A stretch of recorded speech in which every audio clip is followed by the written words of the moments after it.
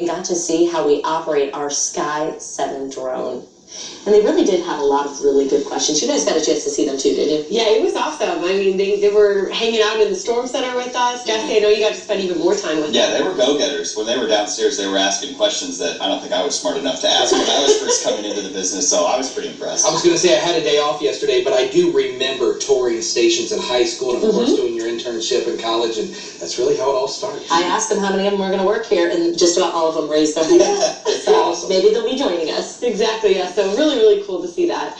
This morning might not be very cool to see the rain, depending on how you feel about it. It's not fun to drive in, but it is rain that we need here in the Miami Valley. And coming up here in the next half hour, meteorologist Jesse Magg's going to take a look back at where we have been when it comes to the rain, from the drought to the surplus we had last spring. He'll be breaking it all down for you. This morning, I'll break down your forecast for the commute. You can see here wet roads and the spray coming off of our vehicles. Looking at our weather camera there, right at Austin Landing. Temperatures have been dropping this morning. So if you know, just about 10 minutes ago, we were at 54 degrees. Now we're at 50 in the Dayton area. And that is because of the cool air coming in. That west-northwesterly breeze that's all associated with our cold front. You can also see where the back edge of the rain is. That's where that front is pushing the rain through. So we are already starting to dry out up towards Salina, even parts of Greenville now slowly seeing that rain move out of the area. So that's some good news. But the roads themselves are going to be wet, and you're likely still going to have those leaves on the side of the roads as well when you're heading out the door for the commute. We've got some steady rain at the base as well as in Fairborn, I-675 there,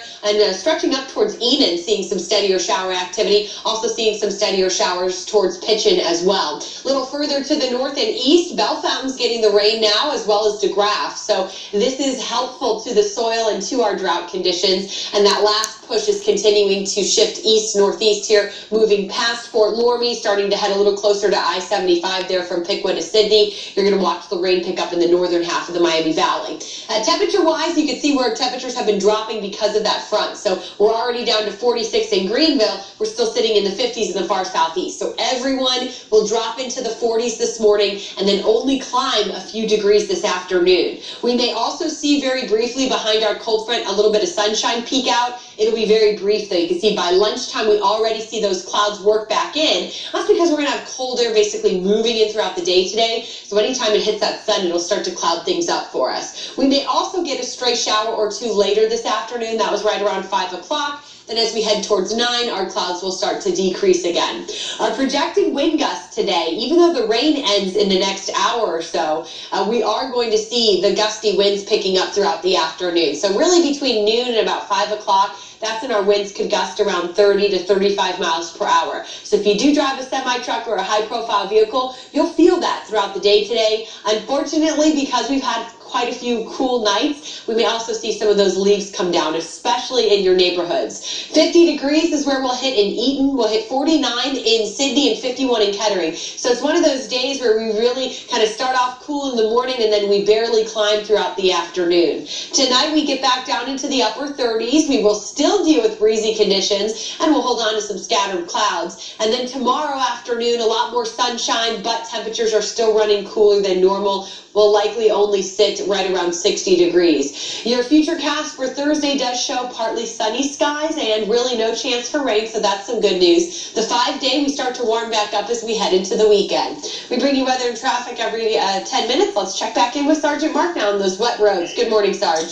Kirstie, good morning to you. We are dealing with a wet morning drive. Our freeway traffic, surprisingly, though, still moving at pretty close to normal speed. You may need a couple extra minutes, some of these areas that are getting a little more shower activity. Right now, we're showing you live pictures of Interstate 75. This is the Route 35 camera near downtown. And again, some wet conditions here, but travel times, again, are still well within the normal range. I'm Sergeant Mark Bowering, WHIO Triple Team Traffic. Sergeant, thank you. And before you step out into the rain this morning, be sure to download our free WHIO weather app. Once there, you'll find more than 100 customizable alerts to keep you and your family safe. To download, it's simple. Just search WHIO weather in your app store. We want to pass along an important message to our viewers. October 18th at 10 a.m., WHIO TV will switch frequencies as a result of an FCC mandated change. Viewers who watch us with an antenna will need to rescan their TVs and converter boxes. This will not impact cable, DirecTV, and Dish subscribers, but you can get more information at tvanswers.org.